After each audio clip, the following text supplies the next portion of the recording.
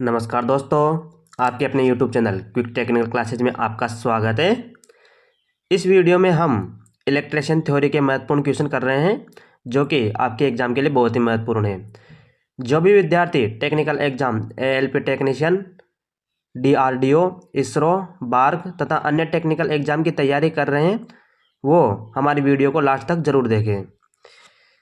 बिना देरी के हम अपनी वीडियो को स्टार्ट करते हैं। आज का हमारा पहला क्वेश्चन है जो आपको बताना है, यदि 200 किलोवोल्ट एम्पियर 200/200 वोल्टेज ट्रांसफार्मर की सेकेंडरी वाइंडिंग में टर्नों की संख्या दे रखी है 100 टर्न, तो इसके प्राथमिक में टर्नों की संख्या ज्ञात करनी है। तो आपको क्या ज्ञात करना है, इसमें N1 का मान इसमें ज्ञात करना है।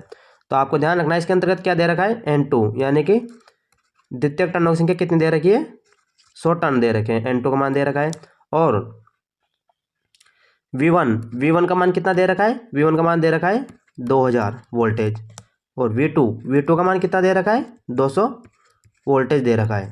तो आपको ध्यान रखना है जो इसका के रेशो होता है, के रेशो का सूत्र क्या होता है, आपको ध्यान रखना है N2/N1 बराबर V2/V1 बराबर I1/I2, यानी कि इस अनुपात में इनको लिखते हैं।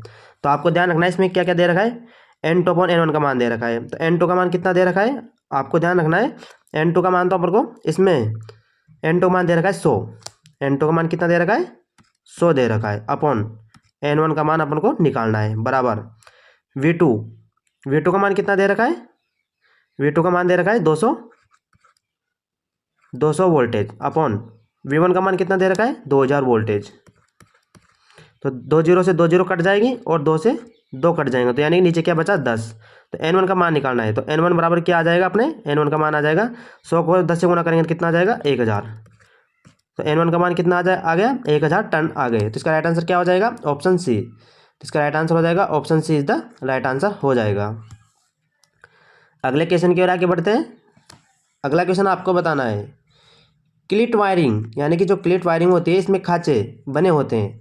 ऑप्शन ए ग्लास के बने होते हैं, ऑप्शन बी स्टील के बने होते हैं, ऑप्शन सी तांबे के बने होते हैं, ऑप्शन डी पोर्सलिन के बने होते हैं। तो आपको बताना है क्लिट वायरिंग में जो खांचे बने होते हैं वो किसके बने होते हैं। तो आपको ध्यान रखना है जो क्लिट वायरिंग में जो खांचे बने होते हैं इन्हें हम पोर्सलिन से बनाए जाते हैं। तो इसका राइट आंसर क्या हो जाएगा, ऑप्शन डी, यह पोर्सलिन के बने होते हैं। जो क्लिट वायरिंग होती है ये कौन सी वायरिंग होती है, यह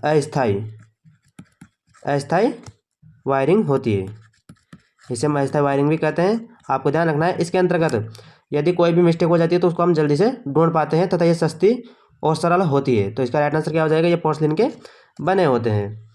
अगले क्वेश्चन की ओर आगे बढ़ते हैं। अगला क्वेश्चन है हमारा, आपको बताना है शॉर्ट कंपाउंड जनरेटर एक डीसी जनरेटर का प्रकार होता है। आपको बताना है वह कौन सा जनरेटर है जो कि एक डीसी जनरेटर का प्रकार होता है। तो आपको ध्यान रखना है option A series, option B ऋणात्मक, option C shunt, option D स्थायी। तो आपको ध्यान रखना है जो शॉर्ट शंट कंपाउंड जनरेटर होता है वो एक डीसी जनरेटर का प्रकार होता है। तो इसका राइट आंसर क्या हो जाएगा, option C short shunt compound generator जो कि एक डीसी जनरेटर का प्रकार होता है। अगले क्वेश्चन की ओर आगे बढ़ते हैं।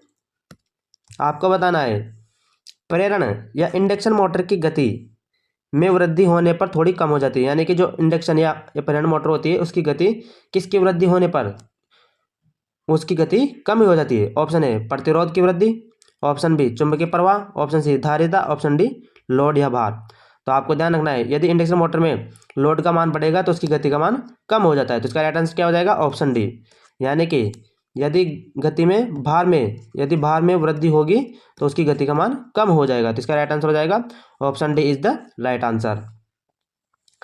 अगले क्वेश्चन की ओर आगे बढ़ते हैं। अगला क्वेश्चन है हमारा जो आपको बताना है, एक इलेक्ट्रिक स्टोव संचालित करने के लिए आवश्यक फ्रीक्वेंसी है। आपको बताना है एक इलेक्ट्रिक स्टोव को संचालित करने के लिए आवश्यक फ्रीक्वेंसी कितनी होती है। Option A 40 hertz, option B 10 hertz, option C 50 hertz, option D 20 hertz. तो आपको ध्यान रखना है भारत में जो संचालित फ्रीक्वेंसी होती है वह 50 हर्ट्ज होती है। तो इसका राइट आंसर क्या हो जाएगा 50 हर्ट्ज।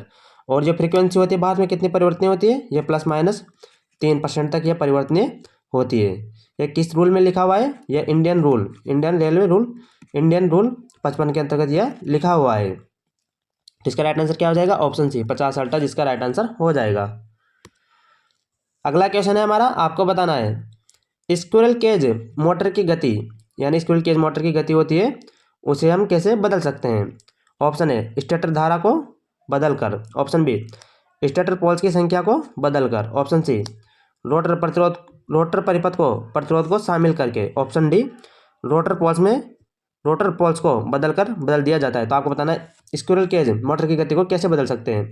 तो आपको ध्यान रखना है स्क्विरल केज मोटर की गति को हम स्टेटर पोल्स की संख्या, यानी जो स्टेटर पोल्स होते हैं उनकी संख्या को बदलकर हम इसकी गति को बदल सकते हैं। तो इसका राइट आंसर क्या हो जाएगा? Option B is the right answer, क्योंकि स्क्विरल केज रोटर में एन बराबर क्या होता है? एन बराबर होता है 120 इंटू एफ अपॉन पी, यानी कि जैसे जैसे हम पी का मान बदलेंगे, यानी पोल्स का मान बदलेंगे, तो इनकी गति का मान चेंज होता चला जाएगा। तो इसका राइट आंसर क्या हो जाएगा? ऑप्शन बी, यानी स्टेटर पोल्स की संख्या को बदलकर हम इसकी गति को बदल सकते हैं। अगले क्वेश्चन की ओर आगे बढ़ते हैं। अगला क्वेश्चन है हमारा, आपको बताना है किसी एल्केलाइन सेल में, यानी कि कोई सेल दे रखा है एल्केलाइन, जिसे 12 घंटे तक 4 एम्पियर की नियत धारा पर अनावश्यक यानी डिस्चार्ज किया जाता है, यानी 12 घंटे तक 4 एम्पियर की नियत धारा पर डिस्चार्ज किया जाता है, और इसे अपनी सामान्य अवस्था में लाने के लिए, यानी कि इसको दोबारा अपनी सामान्य अवस्था में लाने के लिए 20 घंटे और 3 एम्पियर की नियत धारा पर धारा की आवश्यकता होती है, यानी इन्हें वापस चार्ज किया जाता है। तो एम्पियर हावर की क्षमता की गणना करनी है, यानी कि उसको कितने परसेंट एम्पियर हावर दी गई है। तो आपको ध्यान रखना है जो एम्पियर हावर क्षमता ज्ञात करने का सूत्र होता है वह क्या होता है? डिस्चार्जिंग की दर, यानी कि डिस्चार्जिंग की दर बटे चार्जिंग, यानी कि जो चार्ज करते हैं, जो चार्जिंग की दर इंटू 100% में करते हैं। तो आपको ध्यान रखना है जो इसके अंतर्गत जो डिस्चार्जिंग की दर होती है वो क्या होती है? जो होती है वो होती है I D into T D, यानी कि जो डी होता है ये आई डी होता है इसमें डिस्चार्जिंग धारा, और टी डी होता है वह टाइमिंग डिस्चार्ज होता है, बटे आई सी इंटू टी सी, यानी कि जो चार्ज करते हैं इंटू 100 हो जाएगा। तो अब इसके अंतर्गत इसका मान रखेंगे हम, तो आई डी का मान कितना दे रखा है? 12 घंटे इंटू, और टी डी का कितना दे रखा है? टी डी का मान दे रखा है 12 घंटे, और आई डी का मान कितना दे रखा है? 4 एम्पियर दे रखा है, बटे आई सी का मान कितना दे रखा है? 3 एम्पियर इंटू टी सी का मान कितना दे रखा है? 20 घंटे इंटू 100 कर देंगे। तो इसको अपन हल करेंगे तो कितना आ जाएगा? आपको देखना है 4 से गुणा करें, 4 से इसको काटेंगे 5 बार, 3 को इसको काटेंगे 4 बार, और 5 को 100 को काटेंगे कितनी बार चला जाएगा? 20 बार। तो 20 को 4 से गुणा करेंगे तो कितना आ जाएगा? 80%, यानी कि उसकी एम्पियर हावर कितनी आ गई? 80% आ गई। तो इसका राइट आंसर क्या हो जाएगा? Option D is the right answer हो जाएगा। अगले क्वेश्चन की ओर आगे बढ़ते हैं। आपको बताना है, अगला क्वेश्चन है हमारा, क्या होता है जब एक अल्टरनेटर को अति उत्तेजित कहा जाता है, यानी कि यदि एक अल्टरनेटर जो कि अति उत्तेजित यानी कि ओवर एक्साइटेड है तो उसे हम क्या कहते हैं? ऑप्शन ए इकाई शक्ति गुणक पर कार्य करेगा, ऑप्शन बी अग्रगामी शक्ति गुणक पर, ऑप्शन सी पश्चगामी शक्ति गुणक पर, ऑप्शन डी ऋणात्मक शक्ति गुणक पर। तो आपको ध्यान रखना है यदि एक अल्टरनेटर अति उत्तेजित है तो उसे हम पश्च शक्ति गुणक यानी लैगिंग पावर फैक्टर पर वह कार्य करता है। तो इसका राइट आंसर क्या हो जाएगा? Option C is the right answer हो जाएगा। और आपको ध्यान रखना है एक अल्टरनेटर जो कि इकाई शक्ति गुणक पर कब कार्य करता है? जब वह नॉर्मल एक्साइटेड यानी कि नॉर्मल एक्साइटेड होता है तो वह इकाई शक्ति गुणक पर कार्य करता है। और यदि एक अल्टरनेटर लीडिंग या अग्रगामी शक्ति गुणक पर कब कार्य करता है? जब वह अवर यानी कि अंडर एक्साइटेड यानी कि वह अंडर एक्साइटेड होता है तो वह अग्रगामी शक्ति गुणक पर कार्य करता है, और ओवर एक्साइटेड होता है तो पश्चगामी शक्ति गुणक पर कार्य करता है। तो इसका राइट आंसर क्या हो जाएगा? वह ओवर एक्साइटेड है तो वह लैगिंग पावर फैक्टर या पश्चगामी शक्ति गुणक पर कार्य करेगा। अगले क्वेश्चन की ओर आगे बढ़ते हैं। अगला क्वेश्चन है हमारा, आपको बताना है एक कॉइल है जिसमें 100 वोल्टेज और 50 हर्ट्ज सप्लाई के एक क्रॉस जुड़ी हुई है। यदि परिपथ में प्रतिबाधा यानी 10 ओम है तो परिपथ में प्रवाहित होने वाली धारा का मान ज्ञात कीजिए। तो इसमें हमको सिंपल सा धारा का मान ज्ञात करना है। तो आई बराबर क्या होता है? आई बराबर होता है वी अपॉन आर होता है। तो वी का मान कितना दे रखा है इसके अंतर्गत? वी का मान दे रखा है 100 वोल्टेज अपॉन आर का मान कितना दे रखा है? 10, यानी प्रतिबाधा है तो ये 10 हो गया। तो 100 को 10 से काटेंगे तो कितनी बार चला जाएगा? 10 बार चला जाएगा। तो 10 एम्पियर की इसमें धारा प्रवाहित होगी। तो इसका राइट आंसर क्या हो जाएगा? Option C is the right answer हो जाएगा। अगले क्वेश्चन की ओर आगे बढ़ते हैं। आपको बताना है। अगला क्वेश्चन है हमारा, परिचालन के दौरान डीसी शंट मोटर का फील्ड खुल जाए तो इसकी गति पर क्या प्रभाव पड़ेगा। यानी कि आपको बताना है, परिचालन के दौरान यदि डीसी शंट मोटर का फील्ड खुल जाए तो इसकी गति पर क्या प्रभाव पड़ेगा। ऑप्शन ए, मोटर की गति स्थिर रहेगी। ऑप्शन बी, मोटर की गति कम हो जाएगी। ऑप्शन सी, यह खतरनाक ढंग से उच्च गति प्राप्त कर लेगी। ऑप्शन डी, मोटर लॉक हो जाएगी। तो आपको ध्यान रखना है, यदि डीसी शंट मोटर की फील्ड खुल जाए तो इसकी गति पर बहुत ही खतरनाक प्रभाव पड़ेगा तथा इसकी गति बहुत ही उच्च हो जाएगी। तो इसका राइट आंसर क्या हो जाएगा। ऑप्शन सी, यह खतरनाक ढंग से उच्च गति प्राप्त कर लेगी। इसका कारण क्या है आपको ध्यान रखना है, क्योंकि एन बराबर इसके अंतर्गत यानी डीसी शंट मोटर में एन बराबर क्या होता है, ईबी यानी कि बैक ईएमएफ अपॉन 5 होता है। तो यदि इसके अंतर्गत फील्ड पोल यानी फील्ड खुल जाएगी तो इसमें 5 का यानी फ्लक्स का मान क्या हो जाएगा, फ्लक्स का मान शून्य हो जाएगा। तो फ्लक्स का मान शून्य हो जाएगा तो इसका बैक ईएमएफ भी शून्य हो जाएगा, जिससे कि इसकी गति बहुत ही भयंकर रूप से बढ़ जाएगी। तो इसका राइट आंसर हो जाएगा option C is the right answer हो जाएगा। अगले क्वेश्चन की ओर आगे बढ़ते हैं। अगला क्वेश्चन है हमारा, आपको बताना है आइसोलेशन ट्रांसफार्मर का घुमाव का अनुपात क्या होता है। आपको ध्यान रखना है, जो आइसोलेशन ट्रांसफार्मर का घुमाव का अनुपात होता है वह हमेशा 1:1 होता है, क्योंकि इनमें प्राथमिक और द्वितीयक वाइंडिंग में टर्नों की संख्या बराबर होती है। तो इसका अनुपात होता है 1:1 होता है। तो इसका राइट आंसर क्या हो जाएगा। Option A is the right answer हो जाएगा। अगला क्वेश्चन है हमारा, आपको बताना है तुल्यकालिक मोटर है। तुल्यकालिक मोटर क्या होती है। ऑप्शन ए, स्वपरिवर्तित मोटर होती है। ऑप्शन बी, स्वसंतुलित मोटर होती है। ऑप्शन सी, स्वनियंत्रित मोटर होती है। ऑप्शन डी, अस्वचालित मोटर होती है। तो आपको ध्यान रखना है, जो तुल्यकालिक मोटर होती है वह सेल्फ स्टार्टिंग नहीं होती, यानी कि उसको अन्य यंत्र के द्वारा इसे स्टार्ट किया जाता है। तो इसका राइट आंसर क्या हो जाएगा। Option D, not self starting motor, यह स्वचालित मोटर स्टार्ट नहीं होती है। तो इसका राइट आंसर हो जाएगा option D is the right answer. आपको ध्यान रखना है, जो तुल्यकालिक मोटर है उसको स्टार्ट करने के लिए इसका प्रयोग किया जाता है। इसको स्टार्ट करने के लिए पौनी मोटर एक्साइटर होता था, इसमें डैम्पर वाइंडिंग में इसको स्टार्ट करने के लिए इसमें की जाती है। तो इसका राइट आंसर क्या हो जाएगा। Option D is the right answer हो जाएगा।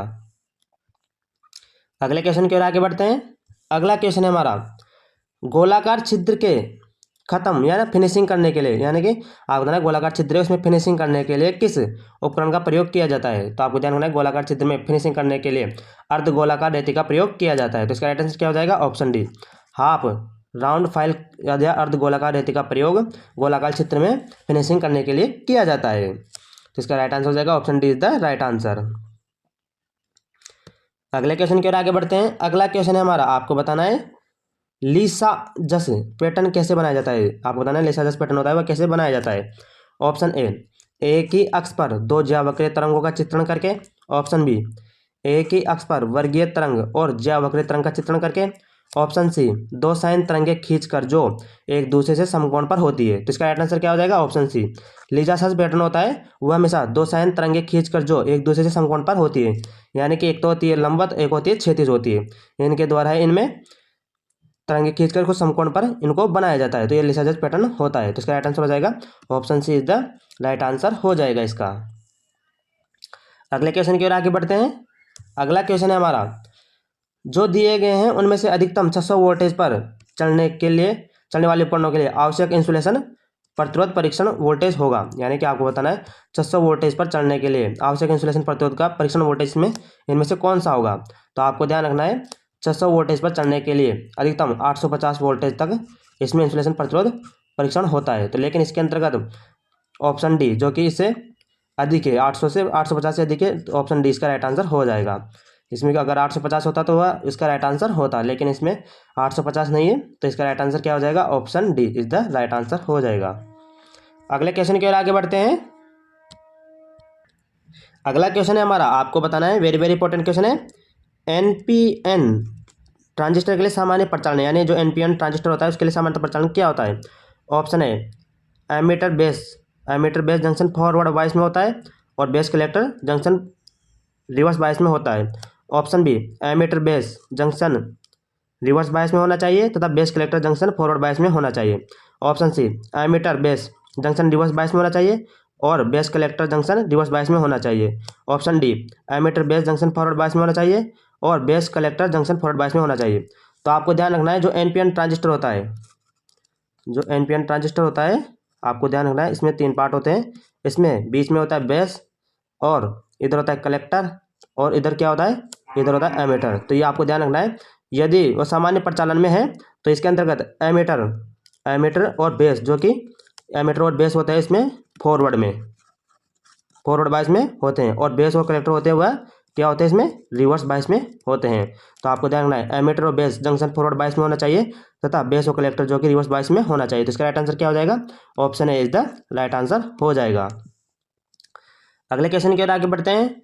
अगला क्वेश्चन है हमारा जो कि बहुत इंपॉर्टेंट क्वेश्चन है, आपको बताना है सोल्डरिंग में फ्लक्स का मुख्य उद्देश्य क्या होता है। ऑप्शन ए, फ्लक्स का मुख्य उद्देश्य क्या होता है, गलनांक को कम करना। ऑप्शन बी, उचित बनावट सुनिश्चित करना। ऑप्शन सी, धातु की सतह को साफ और ऑक्साइड मुक्त रखना। ऑप्शन डी, तापमान कम करना। तो आपको ध्यान रखना है जो कि फ्लक्स का मुख्य उद्देश्य होता है इसमें धातु की सतह को साफ रखना और ऑक्साइड मुक्त रखना। तो इसका राइट आंसर क्या हो जाएगा, option C is the right answer हो जाएगा। यह फ्लक्स का मुख्य उद्देश्य होता है।